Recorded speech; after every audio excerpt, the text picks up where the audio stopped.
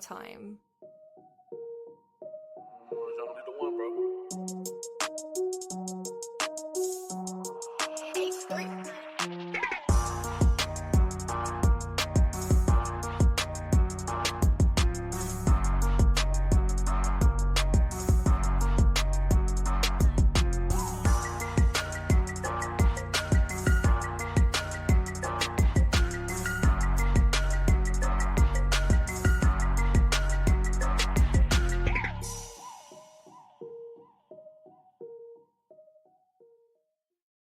Hey, what's going on, Who Dat Nation? It is yours truly, TJ Jones, the host of the State of the Saints podcast.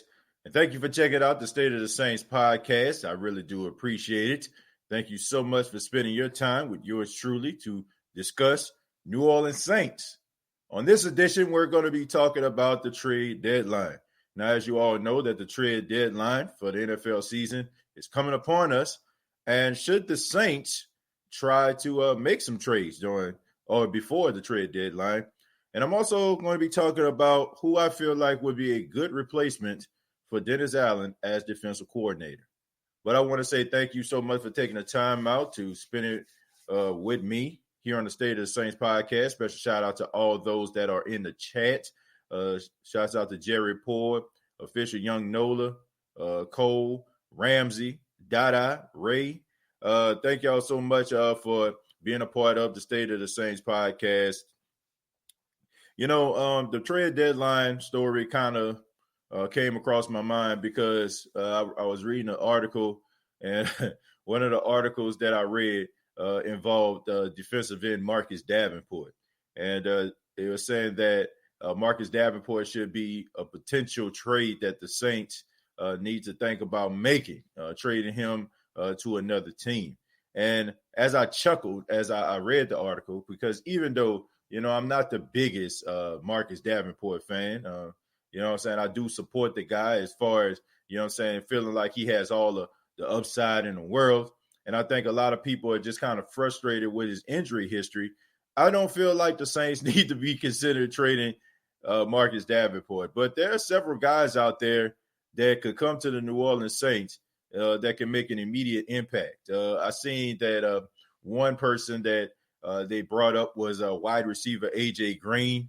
I think that ship has sailed. I know A.J. Green was a hot commodity a couple years ago when we felt like the Saints needed a number 2 receiver. A.J. Green name came up, and people were like, man, we need to get A.J. Green. We need to get A.J. Green. Look, we all know that the Cincinnati Bengals are one of the most pettiest organizations in the world. They do not like to relinquish any of their players. You know, Carson Palmer had to basically retire in order for them to even try to send him to the Oakland Raiders at the time. And A.J. Green, I feel so bad for him because it seems to me like A.J. is never going to really get a true opportunity to get a shot at a Super Bowl title. And around the time that he decides to I guess, part ways with the Cincinnati Bengals, they might see him as damaged goods, or a team might see him as damaged goods, and he may not get that opportunity to go to a credible team. But there is somebody out there that I feel like the Saints could possibly go out there and try to trade for, and that's Patrick Peterson, man. I'm still on a Patrick Peterson train. I still feel like Patrick Peterson would be a great asset to the New Orleans Saints. I still feel like he would want to come and play for the New Orleans Saints. And even though we see the Arizona Cardinals destroy the Dallas Cowboys on Monday Night Football, I still feel like the Arizona Cardinals aren't a Super Bowl contender. Okay, they might make the playoffs. They might make the NFC West very interesting. But I think Patrick Peterson, the age that he's at right now, he understands that his football life is winding down, and he wants to be a contender. And we all know that Patrick Peterson coming to the Saints defense, it will give them instant credibility. You have Lattimore, you got Jenkins, and then you got Patrick Peterson, man, out there as well. I think that would be somebody that would contribute right away. I think that would be a good look for the New Orleans Saints. And also if they would go out and try to trade for a linebacker, man, somebody that can come in, that can play out opposite of Demario Davis. You know, I love A.J. Klein, but sometimes he gets missing in action. You know, you be looking for him, can't find him. But I think that the linebacker core will probably get a little bit better now that we have Kiko Alonso coming back within the next couple weeks. Kiko Alonso, he's one of those guys, man, that's often hurt as well. But Kiko Alonso is a really good linebacker, and he's a good complement of Demario Davis as long as he stays healthy. So I feel like the Saints need to go in that direction, get a linebacker, maybe try to trade for Patrick Peterson type. I was very upset that the Saints didn't try to go get Drake Kirkpatrick in the offseason. Y'all seen what he did last night, caught an interception off Andy Dalton, which was kind of crazy. Former teammates, Andy Dalton getting intercepted by a former teammate, Drake Kirkpatrick. But I just think that the Saints need to get a little bit more stout in the secondary, man. And I think that the Saints' issues, would kind of subside if they was to get a guy that could play right away. Okay, all you got to do is, if you were to sign Patrick Peterson, is to tell him to play man-to-man coverage, and I think he would do a really good job until he figures out the defense. But as far as like with the pass rush and everything like that, I don't think the Saints need to go out here and try to aggressively try to make a trade for a pass rusher. I feel like the Saints can you can't rush the passer. They did a good job against the Chargers getting pressure on Justin Herbert. The thing about it is it's just the secondary, man. The secondary is the issue, because if the front four can't get pressure on the quarterback for one play, it's going to be a big play. So the Saints got to find a way to try to tighten that up in the secondary, because now we're coming to the we're coming to the middle of the season, and the mistakes got to be limited. They are going to have to be limited, because teams are starting to find out their identity, and the Saints can't just be out there still going through the same growing pains. Okay, I mean, it's only so much that we can take and accept. I mean, it's only so much you can do for the whole world realizes that's who you are. That's what you are. And right now, the Saints secondary is very, very suspect, to say the least. So I do think that the Saints, if they were to make some trades during the deadline, I think it should involve the secondary and maybe a linebacker. But I would love to hear from you. I'm going to go to the chat right now and see what you all have to say and answer some of your questions. The Sports Talk says, I think a trade for Edmonds would be nice. Yeah. Edmonds, that would be a really good move. The linebacker. I think if you're talking about from the Buffalo Bills, if I'm not mistaken, I think that would really be a really good look.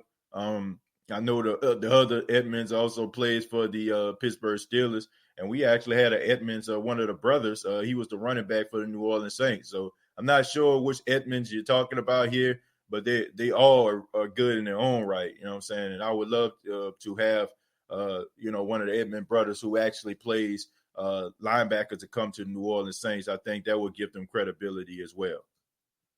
Klein on the Bills.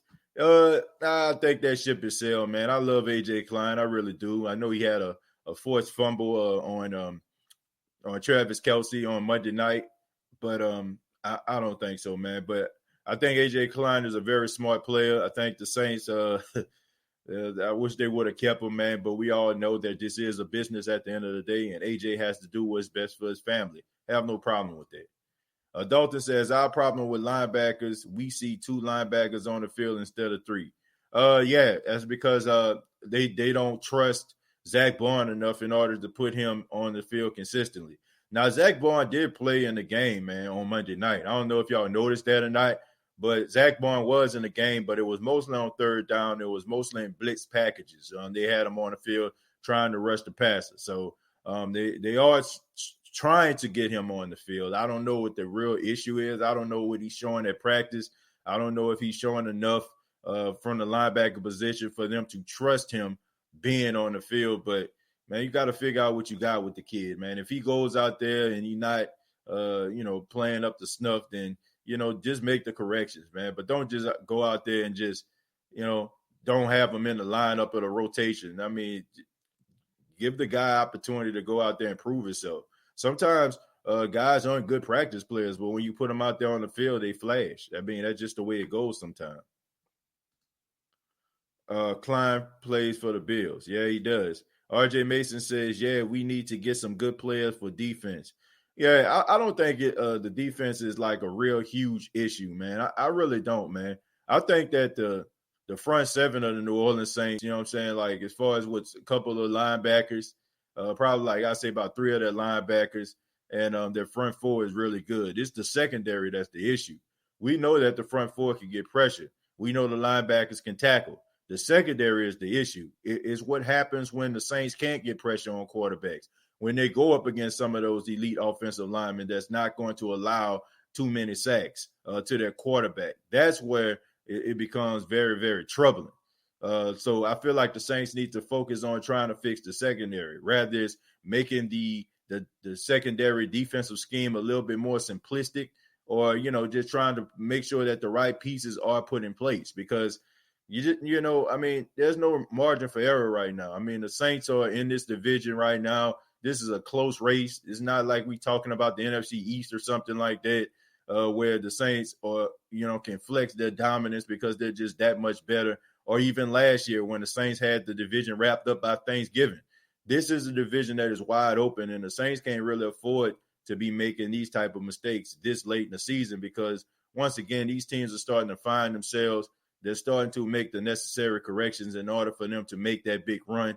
And it'll be sad that the Saints can't get it together, and this team has been together for the longest. It would be really, really sad. Giving a shout out to Jerry Poor, and they bringing Crawley back. What the F? Yeah, I really don't understand that. I really don't, man. I just feel like that's another lazy coaching move. The Saints are really lazy when it comes to the coaching. They're always trying to go and fire guys that used to play for the Saints.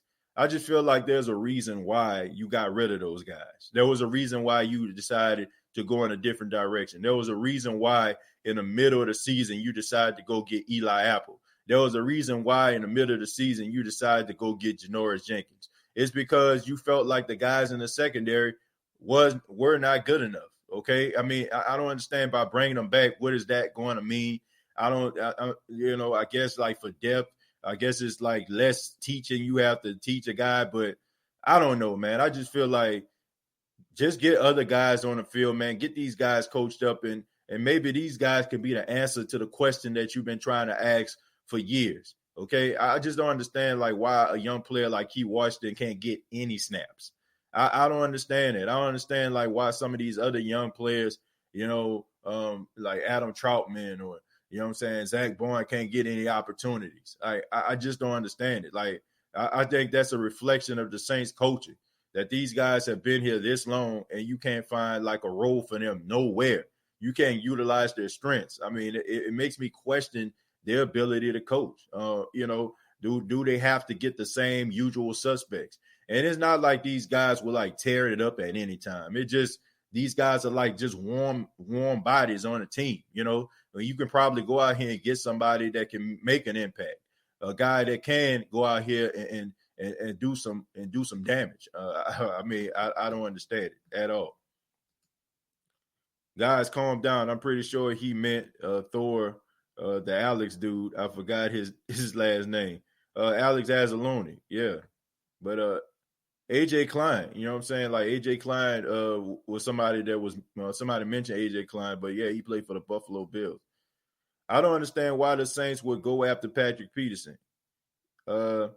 He's as bad with drawing penalties as the DBs already on the Saints roster. Leave Patrick Peterson in the desert. No, I wouldn't leave Patrick Peterson in the desert. You know what I'm saying? I think that Patrick Peterson, I think that he would be a good asset. He's one of those guys that you can line up on the outside and line up in the slot. I just feel like he can bring something to the team. He definitely can. So should have brought in Patrick Peterson. Hey, TJ, did you get my email about the Saints playing at the Superdome instead of Tiger Stadium? No, Jerry, I didn't get your email, but I did read about that story. It seems like the Saints right now are trying to make a proposal to Mayor LaToya Cantrell about trying to get the Superdome this time at 35% capacity. And the proposal actually has the backing from the Auctioneers Health Hospital, so that's no surprise to me. And I do feel like there's kind of a conflict of interest, in my opinion. Auctioneers are a sponsor of the New Orleans Saints. Anytime y'all see those interviews, y'all always see Auctioneer in the background. It's because they support the New Orleans Saints. They sponsor the New Orleans Saints. So, of course, if the Saints go to them and ask them about, supporting them as they try to get fans back into the stands, of course, Auctioneer is going to say that. Now, no disrespect to Auctioneer. It's one of the best hospitals, not only in the state of Louisiana, but in the entire country. I mean, people can attest to that. But I just feel like that's a conflict of interest. Of course, Auctioneer is going to support the New Orleans Saints because they sponsor them. But, I don't know if it's going to work. I don't know if it's going to make any type of impact. Governor John Bell Edwards, he really didn't like the idea. And I don't think LaToya Cantrell is going to like it. And I want to keep my fingers crossed that they might allow some fans into the stands this Sunday versus the Carolina Panthers. But I don't think it's going to be at 25%. I really think that looking at some of these numbers that's going on with COVID, looking at some of the deaths that are going on, the numbers are going up. I think in the United States, they're averaging about 50,000 cases per day. You know what I'm saying? That's pretty sad, about 1,000 deaths per day. I think when you're looking at those numbers, they become extremely alarming. And sometimes you have to protect yourself. You got to protect others from themselves. Okay. I said it on the last edition of the State of the Saints podcast. The only thing we want to do is we want to cheer for the Saints. And sometimes when we want to do something so badly, we don't think about the threat they may come with some of the decisions that we're trying to make. And the governor and the mayor are trying to make sure that they do what's in the best interest of the people. And because that's their job, okay? It to protect us from things that we can and cannot see. And I feel like they're doing a really good job, man. And I can't really get mad at these people for not allowing people back in the Superdome. I wish I could be one of those people that's getting angry, but I feel like my anger would be disingenuous and it would come from a selfish place. It would come from a place of me being a fan of the New Orleans Saints and me feeling like the reason why the Saints are struggling right now is because they got lack of support. And maybe by me screaming to the top of my lungs and losing my voice at a Saints game on Sunday, sitting in the stands, maybe that can help the team become better. But at the same time, am I willing to risk my own health and well-being just for me to cheer for the Saints? I don't know. I don't think so. Okay. I mean, honestly, I don't think you would want to walk into a house that's on fire, would you? You wouldn't want to walk into a house that you see that's ablazing. So why would you try to walk into a place where you know there's a possibility that you might catch a deadly virus? I don't think that you want to do that. So I can't really get mad at the officials for doing it, but I also can't get mad at the Saints for trying to do what's in the best interest of them to get some type of competitive advantage. I mean, that's what the coach's job is. That's what the franchise job is, right? Every week we go through game plans. We talk about keys to victory. The Saints are trying to get a competitive advantage over the opposition. So having fans in the stands is one way they feel like they can have some type of competitive edge. But we got to make sure that we're being safe in the process, folks. We definitely do. DLP 2600 says, I would also like another safety. DLP 2600, I mean, I feel like the Saints already have the other safety, and that's DJ Swearinger. He doesn't play enough for me. I don't know why they're still around that thing, messing around with Janoris Jenkins. Not Janoris Jenkins, Malcolm Jenkins, excuse me. Malcolm Jenkins is a shell of himself. Not that I can't say that Jenkins don't have nothing to bring to the table, but at this stage, I think DJ Swearinger is better than Malcolm Jenkins. I really do. When DJ Swearinger is on the field, you can tell he's out there. I think he's better than PJ Williams, but for some apparent reason, the Saints just love themselves some PJ Williams. It just, I don't know, man. They need to put Swearinger on the field. Tremaine Edwards. Okay, thank you. Okay, that clears that up for me. Yeah, Tremaine Edwards a really good linebacker, good young linebacker, a good at stopping the run, good sideline to sidelines guy. Can make some really good tackles, but I don't know. I don't think they're gonna be willing to let him go. I really don't. No way in the world. They're not letting that young kid go. He's too good. He's saying you meant to say Anzalone earlier, but you said Klein. I don't know. Did I say Klein because somebody mentioned AJ Klein? Or did somebody, you know what I'm saying? Did I say Klein when I was talking about Demario Davis and Alex Anzalone? Okay. I don't know, man. Somebody brought up AJ Klein, and I know I mentioned him stripping, you know what I'm saying, stripping a pass or something like that from Travis Kelce.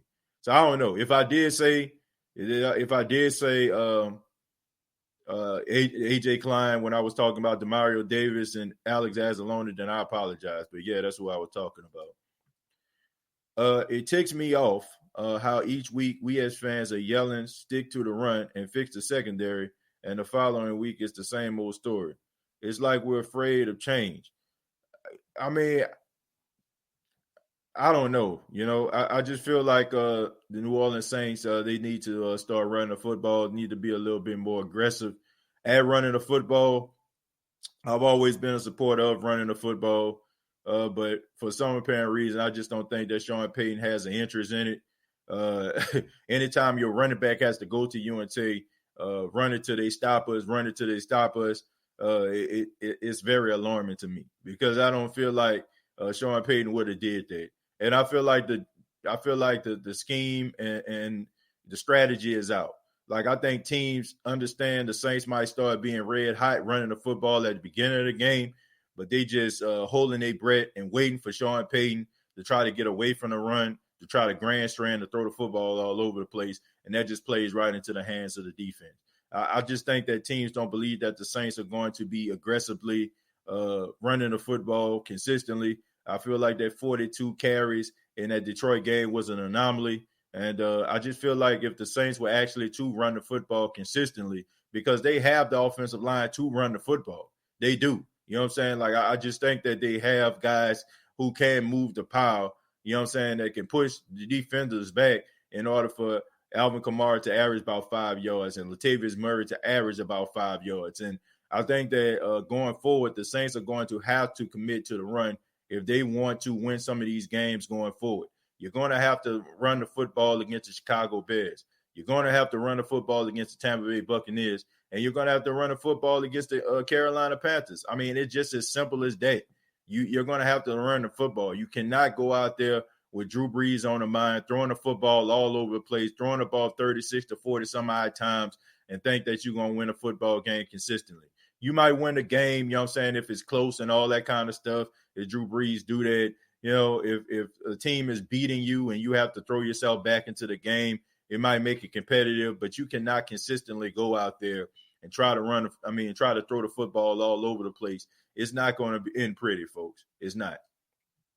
The Saints need to get something on the Rooney family or whoever the GM is for the Steelers and make a trade to get TJ Watt. Man, that is not happening. Good luck with that. TJ Watt is the best player right now on the Pittsburgh Steelers defense. I don't know what's in the Watt water up there, you know what I'm saying, in that country town that they grew up in, but I think everybody needs to drink that. I mean, those brothers can play, okay? JJ is a beast, and his brother is a beast as well, man. I mean, I watched both of them at Wisconsin. They both were dominating players, and on the next level, they're even more dominant. So shouts out to TJ Watt. I enjoy watching him play. Back in 2018, when the Saints played the Pittsburgh Steelers, I mean, he was all over the field. So there's no way in the world that the Rooney family is going to let that guy go. I mean, a lot of people are comparing this guy to Jack Lambert, you know what I'm saying, like back in the day. So anytime you're getting mentioned with Jack Lambert, mine is having all 32 of your teeth. You know what I'm saying? That's pretty high praise right there. I think we should move Davenport inside and keep Trey on the outside. Yeah, that would be a good move, but the only issue is you have some really good defensive tackles in there. I mean, would you want to put Davenport on the inside as well as Malcolm Roach has been playing? Would you want to put him on the inside as well as Malcolm Brown and Sheldon Rankins has been playing? I don't think so. I think that the Saints defensive tackles is probably the unsung heroes of the team. There's a reason why the Saints haven't allowed a 100-yard rush in a while, and there's a reason why these guys can't get any penetration up the middle. You have to keep that in mind. So maybe moving him to the inside from time to time would be fine. I've been looking and noticing that the Saints have actually been switching Cam Jordan with Marcus Davenport from each side. Cam normally plays on the left side. On the right side, and Davenport usually be on the left side and vice versa. They've been kind of switching it up. So I really would be I would be skeptical about doing that, especially since the defensive tackles have been playing really, really well. What you think about Marcus Davenport, TJ? You think we should trade him? No, I said it at the beginning, RJ. At the beginning of the podcast. No, I wouldn't trade Marcus Davenport. Look, I understand about the injury issues. I know it's frustrating, folks, because we want to see what this guy has. We want this guy to contribute. The Saints have been to the playoff twice. Marcus Davenport has yet to play in a playoff game, but I see why the Saints are so high on him. I mean, he was making his presence felt in a game against the Chargers, man. He was, pushing those offensive line back, and he was trying to get at Justin Herbert. He did have a couple quarterback pressures, and he did have a few hurries in the game. So I understand why the Saints are so high on him. It's just the fact that he can't stay on the field. So I think that's why we are so angry. It's not so much that we don't think he can play. It's the fact that we're so frustrated because we don't see it as much. We only see it in small sample sizes. And, it's almost like if you go to Sam's Club, right? And, they're giving out free samples. And you taste the sample. And you're like, man, this sample is pretty doggone good here. Where can I find this? You'd be like, oh, I'm sorry, we're sold out. Well, why you got my mouth all watery and stuff like that for this good, delicious food that I'm eating, and y'all ain't even got it anymore. That's kind of what we feel about Davenport, right? We see him flash across the screen, and we're excited about what we see, but all of a sudden we're looking at the local paper, or we're looking at an article online, and it's saying that he's hurt. It just frustrates us. So I don't think it's an issue that he can't play, because he can. It's just the fact that he's just never healthy. And we don't want just small sample sizes. We want the whole damn thing, okay? Once you showed us that you have what it takes to play in this league, we want to see it more, because we want you to be a valuable asset to the success of this team going forward. So if he can stay healthy, man, it is a big if, because you have to say a big if, because we haven't seen it happen. I think he can be a good player and be, somebody that can actually contribute to this New Orleans Saints team. And I think if he's healthy and he's playing, we wouldn't even have concerns about people like Clowney or other players that we would want to bring in to try to contribute to the pass rush, because we have him. This year's Saints team just don't feel the same. 2018 was my favorite team with Ingram. Yeah, I think when Mark Ingram left, I think he took a spark with him, man. Mark Ingram is, as much as we used to give him, a lot of backlash, especially earlier in his career, he was one of the brighter spots on the Saints team. And I feel like he took that spark to Baltimore, and that's one of the reasons why the Baltimore is so successful. I do feel like Baltimore is a good football team, but I think it has a lot to do with Mark Ingram. Mark Ingram has become like one of the faces of that organization, from some of his post-game antics, from him dancing in the locker room like he did with the Saints, from him being on the sideline, encouraging his teammates. I think he took that spark with him, man. I think that Mark Ingram was so hard to replace, because we all knew, like in some of those games where the Saints need to get some of those tough yards, when in some of those games where the Saints needed a spark, Mark Ingram stepped up. I'll never forget that game against the Tampa Bay Buccaneers when he dragged one of the linebackers into the end zone with him, and how the Saints were losing in that game. And all of a sudden, saying like just because of that run by Mark Ingram, man, it lit a spark under the whole entire team, and the rest is history. I also remember against the Washington Redskins, like when the New Orleans Saints were playing them, and those two big runs by Mark Ingram, to set up the field goal for the win. And, I think Mark Ingram took something with him when he left New Orleans. And I do feel like this team has not been the same since he's left. I don't think it has anything to do with Alvin Kamara. I'm glad that we kind of hushed that type of narrative. I know people are like, oh, he ain't the same since Mark. He missed his friend. Well, y'all see now, right? It had absolutely nothing to do with Mark Ingram being missing. It had a lot to do with him being injured.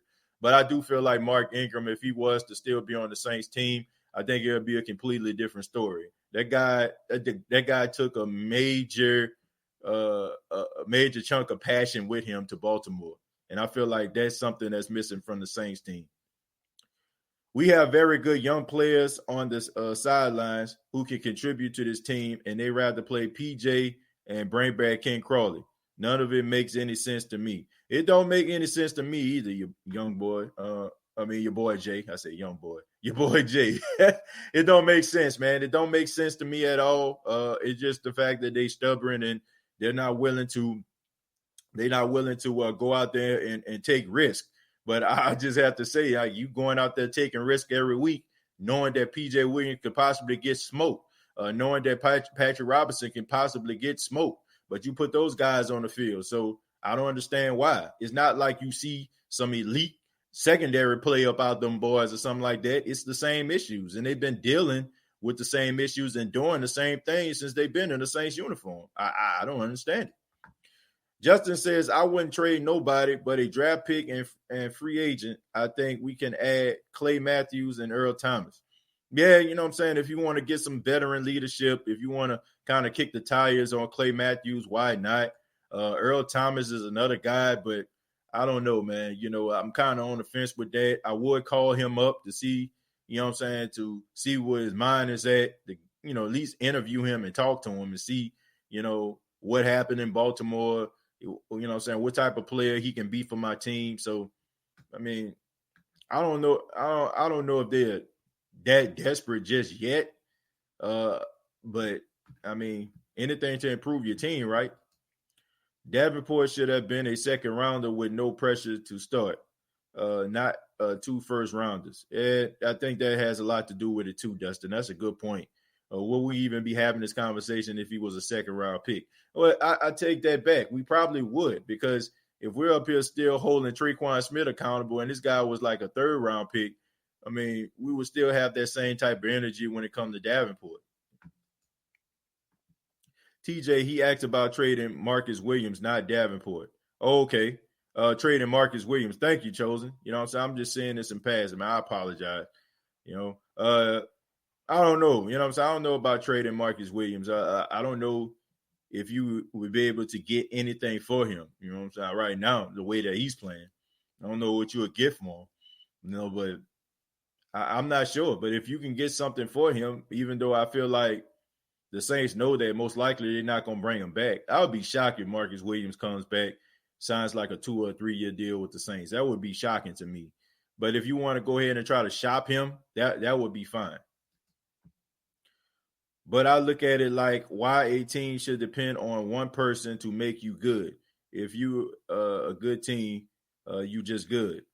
I don't feel like just one person will make you good, but we can't pretend like some of these players out here aren't the heart and soul of the team. If somebody like Demario Davis, falls down or something like that or gets injured, I'm knocking on wood for that. I mean, there's going to be a huge drop-off at the linebacker position, right? I mean, we've heard that before, right? When Mike Detillier was on the show. Shouts out to Mike Detillier. You know, he even said it. He said, I know we talk about next man up and stuff like that. He said, man, that ain't true. You know what I'm saying? That's just something that players say. He said, you know there's going to be a huge drop-off if somebody leaves or gets injured. And I think that Mark Ingram was a spark. You know what I'm saying? He was indeed a spark for this team. And, is a huge presence. Like, you got to keep in mind, man, Mark Ingram was on the Saints team for, you know what I'm saying, about eight years. You know what I'm saying? For 8 years, Mark Ingram was a New Orleans Saint. Okay, that is a leader in the locker room. That is a guy that you know was going to be there day in, day out, year in, year out, right? So it's not like, I don't know, if somebody that has only been with the team for maybe like a year or two, you know, like, it's not like that. This guy was a guy that the Saints drafted. They drafted this guy back in 2011. And we've seen Mark Ingram come from that rookie Heisman Trophy winner out of Alabama, going through those growing pains, to being one of the best running backs in the NFL right now. So That is somebody that can be missed by an organization. Von Bell and AJ Klein gone is why ID changed so much, in my opinion. I guess you can't say that because Von Bell, we know he led the team in forced fumbles. He was helping the Saints get back the ball, getting possessions and stuff like that. AJ Klein, I feel like him and Demario Davis were on the same page. You know, it was very rare that those two guys weren't on the same page. You never seen them really looking at each other about who assignment is what. You had like good solid tackling by both of these guys. So I think there is some validity behind what you're just saying.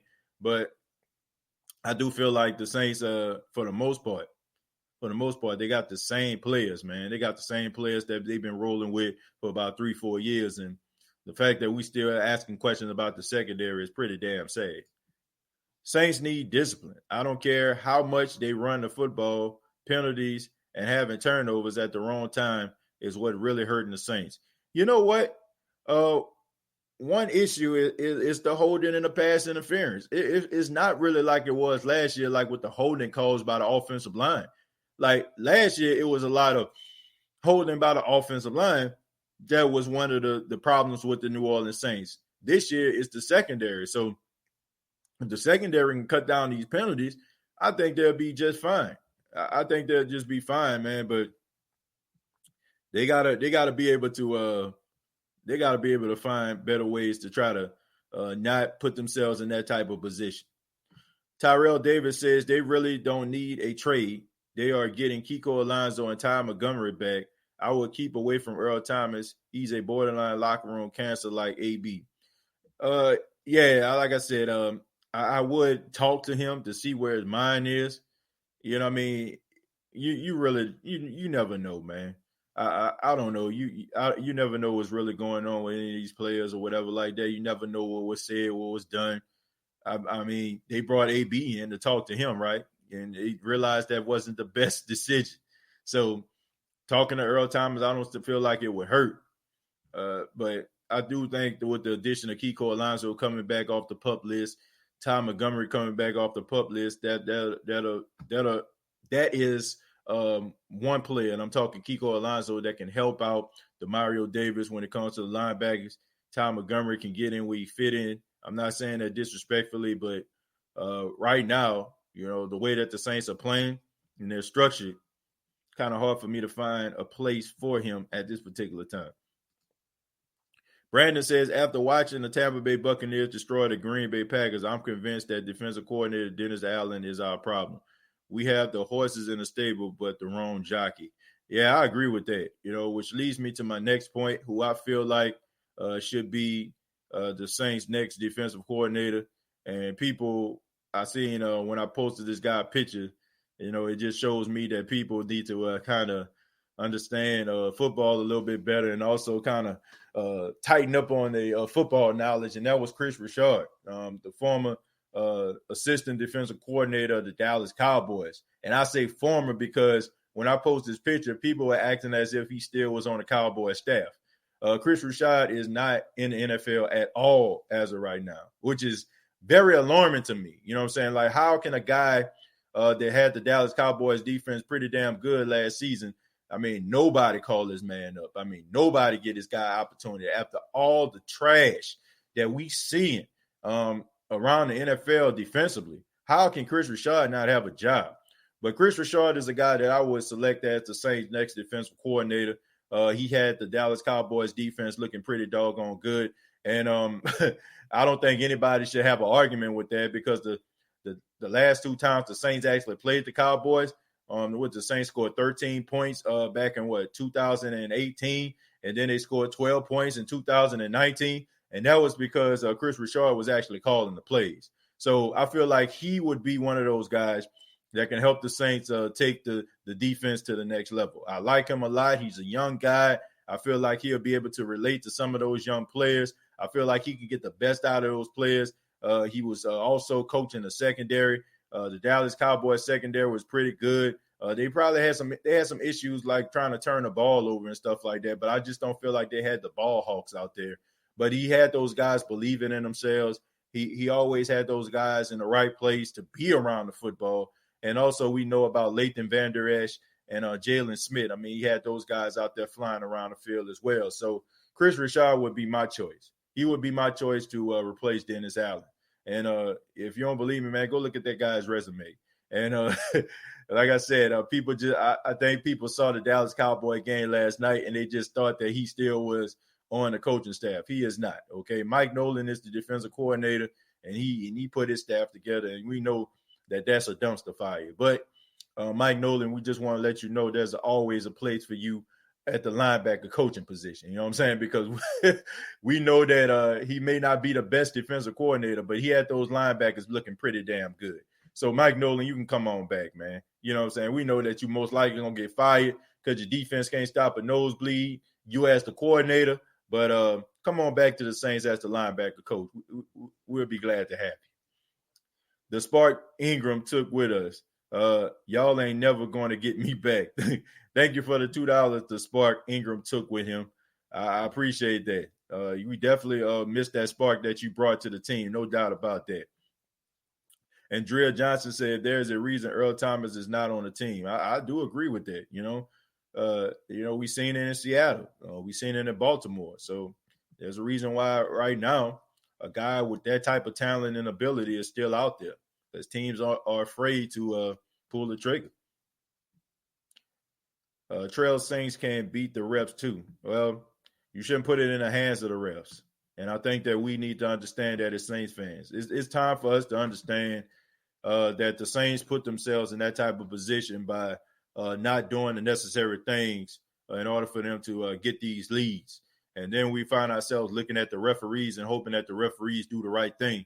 Well, we shouldn't count on the referees. The Saints have to go out there and they have to execute.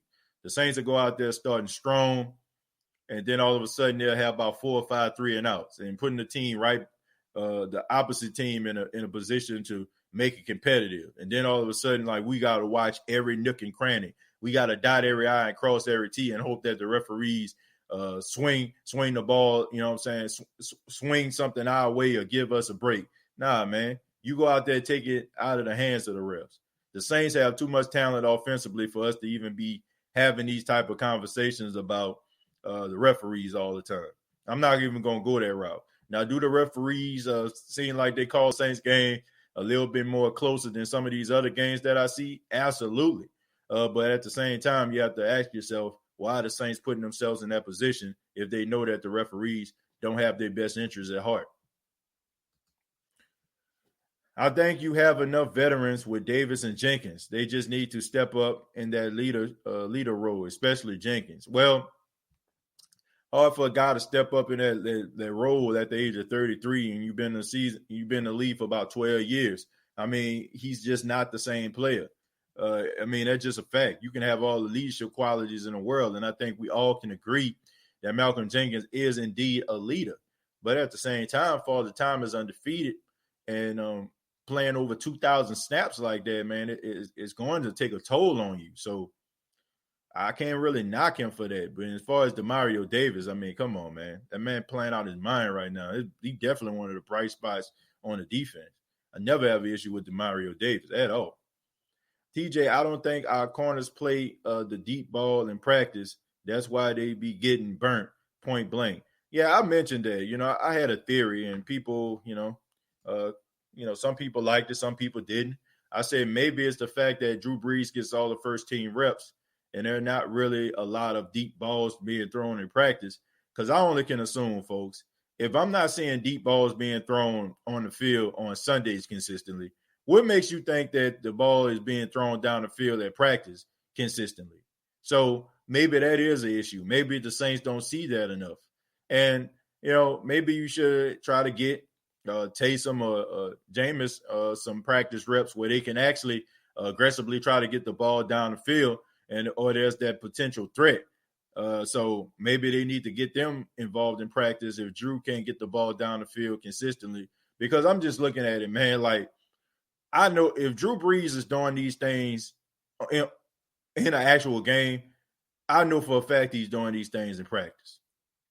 Because Drew Brees is a creature of habit. So It's not like Drew Brees just all of a sudden going to be like, okay, I'm gonna just throw the ball deep in practice, but I'm not going to do it on the field. Nah, Drew Brees is a guy who is calculated. Man, we see Drew Brees doing the same thing, the same routine over and over again, all the time, right? We know about his stretching routine going into the second half.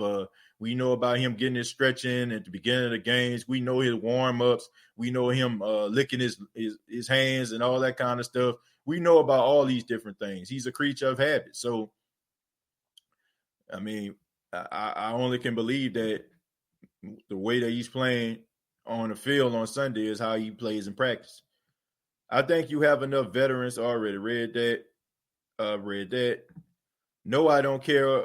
No, I don't want Clay Matthews. Y'all saw what happened when he was with the Packers and Rams. He got penalties in games. Well, last year he also was one of the leaders on the Rams team in sacks. So we can't take that away from Clay Matthews. Look, I mean, I'm not into the business of nostalgia. You know, I don't want to just have a guy on the team just because we recognize his name. I don't care about that. I want a guy to be able to play. I don't care, you know what I'm saying, about what they did with their old team. And I think sometimes we have a tendency of believing that sometimes. I think we look at a guy and we just recognize their name and we like, ooh. But we think about them during the times of yesteryear, you know, when it was out there, taking a league by storm, being the best at their position. But time has passed, right? And those players become old and they might have missed a step or two. You know what I'm saying? Like they may have dropped off a tad bit. And maybe that player that they once were for their respective team, they're not that player anymore. So sometimes I feel like we are, our own worst enemy sometimes because I think we have this idea about what these players actually are, and they don't end up being that way, you know, for us. And it makes us very disappointed. But sometimes we just have to understand, man, like these guys aren't the same, and there's a reason why they're no longer with their team. Is Mark Ingram a better fit than Murray?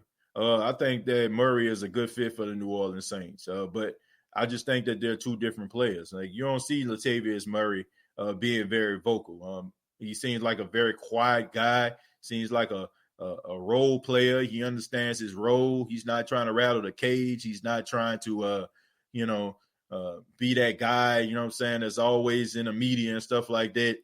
Now, he's just a guy who goes out there, does his job, go home, you know, and there ain't nothing wrong with that. But that's just not his role. I think with Mark Ingram, man, Mark Ingram is a little bit more vocal, a little bit more animated, and a little bit more of a presence than Latavius Murray is. But when it comes to like running the football, like I think Latavius Murray is doing an outstanding job this season. I think everybody should be impressed with what they see out of Latavius. Hell, Magic Beans would be good for Marcus Williams at this point. At least I know where I planted the beans. The guy is always out of position. Yeah, I think this season it gave Marcus Williams an opportunity to make his own reads because Malcolm Jenkins was there as an eraser. And what I'm seeing right now is Marcus Williams is not making the right read. He's not making the right decisions. That's very alarming to me. I thought with Malcolm Jenkins coming in, him having that veteran leadership, him knowing that Malcolm Jenkins is going to be exactly where he needs to be. And for the most part, Malcolm Jenkins is. It's just the fact that Malcolm Jenkins just be getting burnt by tight ends sometimes and also some slot receivers. But when it comes to like making reads, like when Marcus Williams needs to be on this side of the field, but he on that side of the field, you know, it just tells me that he has a lot of growing he needs to do at the safety position. Oh, I don't know, man. Like I just feel like sometimes, like maybe it's just the secondary coach and defensive coordinator bringing out the worst in these guys. Because I mean, we look at people like Patrick Robinson and even Malcolm Jenkins, man. They weren't that bad when they went to Philly. You know what I'm saying? Like so. Maybe it's the coaching that we need to be very frustrated with. Manti Te'o signed to the Chicago Bears practice squad. Well, man, congratulations to him. You know, we all know that Manti Te'o isn't the best in coverage, but he is a sure tackler. And I think he deserves to be in the league, man. So shouts out to him. I'm glad he got an opportunity. Terrell says 1 crawfish, 1 corn, and no potatoes for Marcus Williams. Yeah, man. Right now, I don't think you can get much for Marcus Williams the way that he's playing. Defensive pass interference call mainly. Yeah, that is true. They get a lot of those, a whole lot of those. What are your thoughts on the Raiders? I think that the Raiders are a good football team, and I think they're finding their way. They're finding their way. They're learning how to win, and I think they have a good recipe for success. You have a guy like Derek Carr, who reminds me a lot of Drew Brees, a guy that's extremely efficient, doesn't really throw the ball down the field consistently enough for me. I think that's one of the reasons why John Gruden is kind of frustrated with him. I think that Josh Jacobs is a really good running back. I think that he's a guy that this team can lean on. And I just think they're going to get better defensively. I think they give up a lot of big plays in the secondary because they're young, and these guys have to learn how to be pros. I think that Damon Arnett is going to be one of those shutdown corners. I feel like Jonathan Abram is going to be one of those guys who we see in the league as being one of the next top safeties. He believes in himself. He's not afraid to go out there and lower the boom. He's not afraid to get his hands dirty. I think that the Raiders really have an opportunity to be a force to be reckoned with over the years. I don't think it's a mistake that they beat the Kansas City Chiefs. I think that the game plan was great. And I think as long as they stick to the game plan and stick to what they know, which is the offense is ran by Josh Jacobs' success and not so much Derek Carr, I think they should be fine. But I got a lot of respect for them, man. I think that they're on the rise, no doubt about that. This might be out of the box, but I wouldn't mind the Saints trying to pursue Reuben Foster. Man, I haven't heard anything from Reuben Foster in a while. I know he was one of those guys that the Saints were actually trying to get during draft day, right? The Saints called him. He didn't answer the phone. The 49ers picked up the phone, and and he ended up going to the San Francisco 49ers. But I'm not mad at that because the Saints right after that went go get Ryan Ramczyk. And we see how that turned out, right? So who won that? I would say that the Saints actually won that deal, okay? But Reuben Foster, he had some ups and downs, man, had some issues. Of course, with domestic violence and stuff like that. I don't condone that at all, folks. I don't condone domestic violence, man. Look, especially, us being in the month of October, we are recognizing Domestic Violence Awareness Month. But, all the issues that have been going on with Reuben Foster, I feel like by the Saints him not picking up the phone for the Saints was probably a blessing in disguise. But I haven't heard anything about him recently. Hopefully, he has taken the time to get his life together.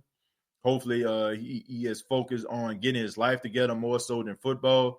And if he is as good as he once was, coming from the University of Alabama and some of the games I've seen him play with the 49ers, then I wouldn't mind signing him as long as he's not an issue. I don't have a problem with that. Marcus Williams worked on his tackling technique this summer. I see the improvement, but he may have lost his confidence in the playmaking department. I don't know about that. I don't know if he's lost his confidence in the playmaking department. I just think that, man, this whole secondary just been playing like trash. I don't just think that it's his confidence. It's the whole entire secondary. Tua Tagovailoa is the starter in Miami. He deserves a chance to play and to see what the Dolphins got for the future. Ren, I don't agree with that. I don't agree with that at all. I feel like if Ryan Fitzpatrick was out there playing like slow, then I think you would have a compelling argument. But right now, this team is 3-3. Okay, right now they're in a position they haven't been in a very long time, and this is something that we haven't seen in the last 21 years. And that's the Miami Dolphins having a better record than the New England Patriots as of right now. Ryan Fitzpatrick has been playing really well. I don't feel like you should have to rush Tua Tagovailoa out there. If the Dolphins were probably like 0-5 or 1-5 or something like that, then I would say bring in Tua. But the way that Ryan is playing right now, I think that you leave him on the field. And it's probably the best thing to happen for Tua. You know what I'm saying? Because if Ryan can actually get some wins and make it competitive, and maybe, you know, the Dolphins can win the AFC East, then maybe, you know, next year, you know, Tua Tagovailoa can actually come in and you know, and been on the bench all this time and get some mental reps and learn how to be a pro and know the playbook and be even more dangerous. It's almost like with Alex Smith for Kansas City, right? The Alex Smith for the Kansas City Chiefs. I mean, he was a very solid starter, right? He was very solid. Patrick Mahomes was waiting in the wings. It gave Patrick Mahomes the opportunity to get some mental reps. And around week 16, 17, Patrick Mahomes came out there and he balled out. All right. And the Kansas City Chiefs saw that it was time for them to make Patrick Mahomes their starter. They decided to move Alex Smith to Washington, and the rest is history. So I think that as long as Ryan Fitzpatrick is winning football games, I don't think that you should go out there and try to get Tua. I mean, why try to force something, right? Why try to mess up a good thing? Ryan Fitzpatrick, he doesn't have a selfish bone in his body. You can tell he just loves to play the game of football. His teammates love him. I seen when Tua threw those two passes, you can see Ryan Fitzpatrick on the sideline cheering, trying to hype up the crowd in support of this guy. So there's no jealousy or anything like that. And I think as long as you have a player with the character and the ability of Ryan Fitzpatrick, and guys believe in Ryan, no need to go out there and try to get to it right now. No need to rush him into it at all. We need DJ instead of PJ. Yeah. We definitely need that. John Ross is trash, especially with Breeze throwing to him. John Ross, to me, we all know, man, he had one of the fastest 40s at the combine. Went to the Cincinnati Bengals out of the University of Washington. But he always was hurt. He was always hurt. And, you know, I don't think that the Saints need to try to go out there and get that guy. I mean, you already got a guy like him. And honestly, I feel like he's better than John Ross, and that's Deontay Harris. So no need to do that. The Saints need another speedy, hard-hitting linebacker besides 56. Also another young, speedy safety. Yeah, I do. I think the Saints need to address that in the draft. Hopefully they can get another linebacker. Hopefully Zach Bond can step up and be that linebacker that we hope that he can be. But it's hard for us to actually believe that because the Saints don't use him. They don't use him enough. PJ got to go. His football IQ is weak. I disagree with the football IQ standpoint. I think he's a smart player. He's just not that good. He's not that good, man. I think that he's a good tackler. He's probably the best tackler in a secondary on, I guess, probably for the exception of DJ Swearinger. But he just, I don't know, man. If you take PJ Williams' knowledge and you put that into the body of I don't know, you put that into a body of like Marcus Williams or something like that. I'm talking about his tackling ability. And because PJ be in position, he just not that good. You know what I'm saying? Like I rarely ever see like PJ like looking and lost in the lights. That is one thing I would say about him. Like if you see PJ, you see him getting smoked, but he know where he's supposed to be. That I got respect for that in that regards. He just doesn't have the talent, you know what I'm saying, that matches up with his IQ.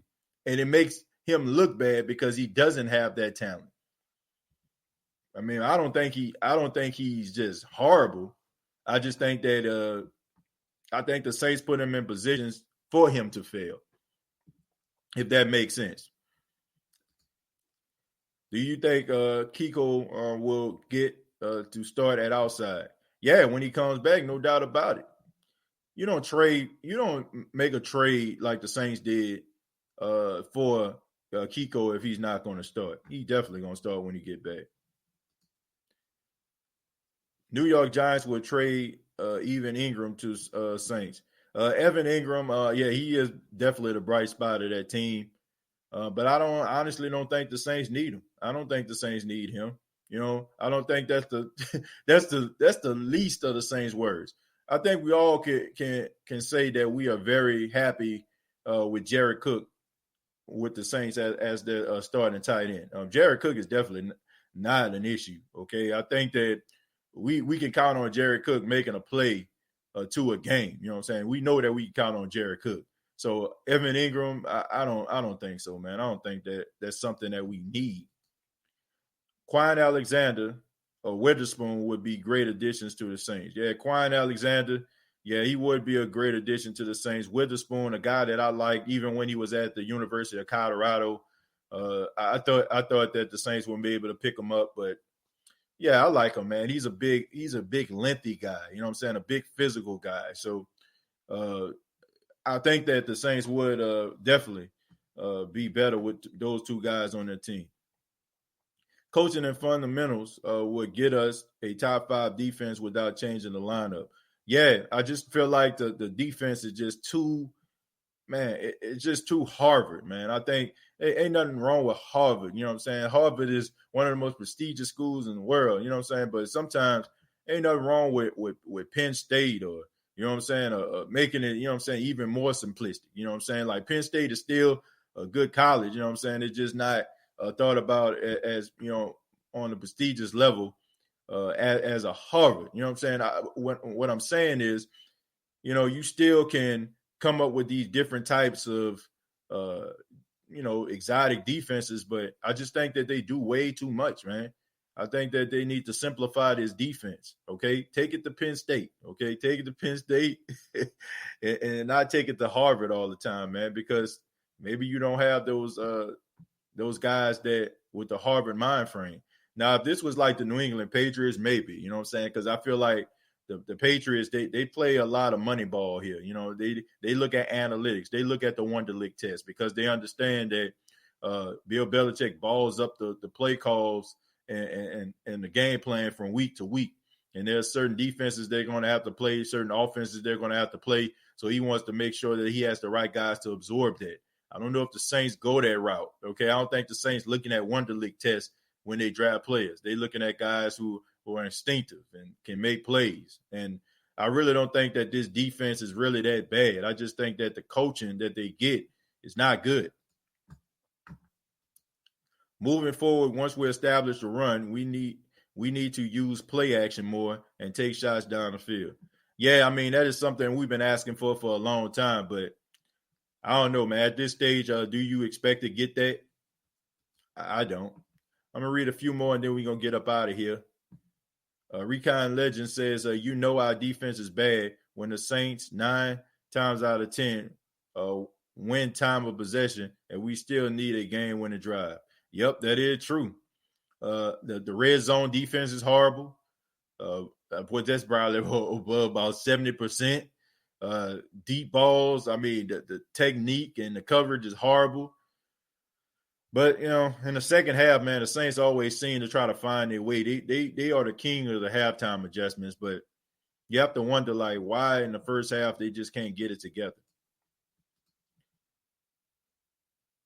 Well, when Drew Brees plays his final game as a New Orleans Saint, I'm going to cry like a baby. I believe most people are too.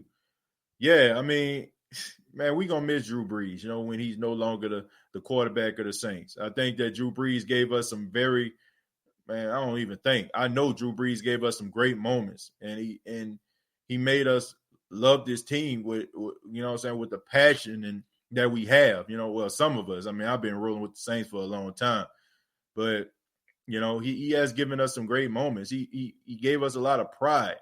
He made us, you know, happy to wear our Saints stuff. You know, our hats, our shirts, and you know, our pants. You know what I'm saying. Custom made shoes, our outfits, you know, like he made us proud to be Saints fans. So no doubt about it, we're going to miss him when he's gone. But I mean, but that's just the way that it is, man. You can't play forever. You can't play forever. And I think that people shouldn't expect him to. And I understand how people feel about Drew Brees. You know, it's almost like in some cases, like you talking about God or Jesus Christ. Like they feel like it's blasphemous if you talk about Drew Brees in a negative light. But I do feel like, you know, I mean, he's been in this league long enough, and I think the writing is clearly on the wall, folks. And at this particular stage, even though Drew Brees is still efficient, man, we don't want to see Drew Brees being a shell of himself, man. I don't want to see that, man. I'd rather Drew Brees be out there playing at a high level or a relatively high level, and him, do his patting his kiss to the crowd, or his salute with his hat. You know what I'm saying? Like, I want to see him go out like that. I don't want to see Drew Brees going out, people scowling every time they look at him, or like, just, oh my God, man, come on, like, I don't want to see that. I enjoy watching your show, bro. I'm not even a Saints fan. Hang in there. I appreciate that, man. Thank you so much. I try to make this show interesting for everybody. And, I try to answer as many questions as I can. I mean, even if it ain't about the Saints, I know some people kind of fall in. I got some questions today about the Raiders, the Dolphins. You know what I'm saying? I'm pretty knowledgeable about every team, so I try to keep some level of understanding about each teams and what their main storylines are, just in case, somebody might want to come in. But, man, feel free to come in anytime, man. Like, I don't care what type, who you cheer for. I really don't. I really don't, man. You're welcome here on the State of the Saints podcast, no doubt about it. Jermaine says, I'm ready to see a mobile quarterback in a Saints uniform. Yeah, I think that's the new wave that's going on right now.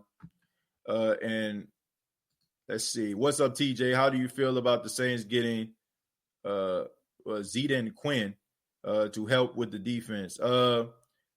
Honestly, I have to say I really don't know who that is. I don't know who that is, man. I'm gonna be real with you. I really don't know who that is. I don't know. You have to tell me a little bit about him or refresh my memory or something like that. But I don't know who that is. Let's see. Let's go to Ren. Ren says, I really like this show. It's very real and gives me knowledge on the Saints. Well, I appreciate that, man. Thank y'all. I want Horn's son. Oh, you talking about the cornerback out of South Carolina? Yeah. I think that he's a good kid, man. But I got to see more. I know he had a big game last Saturday, and everybody has been talking about it. But I got to see more. Oh, okay, from the Jets. Oh yeah, man. Look, oh yeah, okay. I know you're talking about. Yeah, man. The Jets are dumpster fire, man. You know what I'm saying? The Jets are a dumpster fire, straight up. I think they should have a fire sale. You know what I'm saying? I think they should have a fire sale, man, straight up. Oh, you talking about Dan Quinn? Okay, there we go, Ramsey. Okay, Dan Quinn. Okay. Yeah, I like Dan Quinn, man. I think that Dan Quinn is a better coordinator than he is a head coach. Straight up, man. Some people they lane, man. Like, some people are just better coordinators than they are head coaches. Like Wade Phillips, right? Wade Phillips, Romeo Cornell. I just feel like some guys aren't just designed for the day-to-day operations. They're designed to, be able to be a coach for one particular side of the football. DeJohn says, I just joined. I don't know if you answered or not, but how do you feel about the wide receiver from the Bengals that requested a trade? Are you talking about AJ Green? I mean, this is a reoccurring thing, man. I mean, this is a reoccurring thing, and I feel so bad for him, man, because I don't know, man. T. Higgins right now, you know what I'm saying, he's the number one guy. Him and Joe Burrow seem to be on the same page. And like I said, the Bengals organization are extremely petty. They want to keep guys, and they just want to use them up. It's almost like what Al Davis did to Marcus Allen back in the day. Like, he put Marcus Allen on a bench and just had him out there rotting. And I feel like it's the same way with AJ. Like, allow this man to go somewhere to try to get a chance at a championship. Now, good and got doggone well that the Bengals ain't going nowhere. They're not going to the playoffs. They're not going to the Super Bowl. And you just wasting this guy's prime years by subjecting this guy to mediocrity. I mean, number one picks year after year. So allow this guy to go out there and go out there and vie for a championship. Why not? I mean, why is it hurting you? Like, you're not even really using him, man. I haven't even really heard AJ Green name mentioned. And I watch my fair share of Cincinnati Bengals football, because I try to keep up with Joe Burrow. I watch the Red Zone channel. So the Red Zone channel, y'all know, if you watch it, it gives you opportunity to see other teams and see some of the players and the playmakers on the team, I don't even hear AJ Green name mentioned. So allow that man to go somewhere and be able to spread his wings. And I'm not even saying that I want to see him play for the Saints. It's just like certain players you see in the league for a long time, you just want to see them get an opportunity at a championship, okay? I mean, even though Larry Fitzgerald, most likely he's going to retire without winning a championship with the Arizona Cardinals, at least he went to the Super Bowl back in 2007. We seen him ball out, okay? But when it comes to AJ Green, never really had a true opportunity, never won a playoff game. And keep that in mind, folks. This guy never won a playoff game, ever. Like, man, get that man an opportunity to go somewhere and try to win a championship. But I want to say thank you very much for tuning in to the State of the Saints podcast. Thank you all so much for your comments and your questions. Thank you so much for spending your day with yours truly. And, of course, you can subscribe to the YouTube channel, youtube.com, search The State of the Saints podcast, facebook.com, search The State of the Saints podcast. And previous episodes are available on iTunes, Spotify, iHeartRadio, Anchor FM. During the week, man, we're going to be talking about the Carolina Panthers. The Saints, of course, they have their off day on Tuesday, so not too much to report from Saints camp. But we are going to be breaking down the Carolina Panthers game. Some of the keys to victory that the Saints need in order to get this victory over the Carolina Panthers. And we're also going to be talking about Teddy Bridgewater, about, what we've been saying so far out of him. So keep it locked to the State of the Saints podcast, your place for all things New Orleans Saints. And thank you all so much for your love and your support, and continue to support the State of the Saints podcast by liking and sharing the videos. Till next time, all I got to say is, who dat?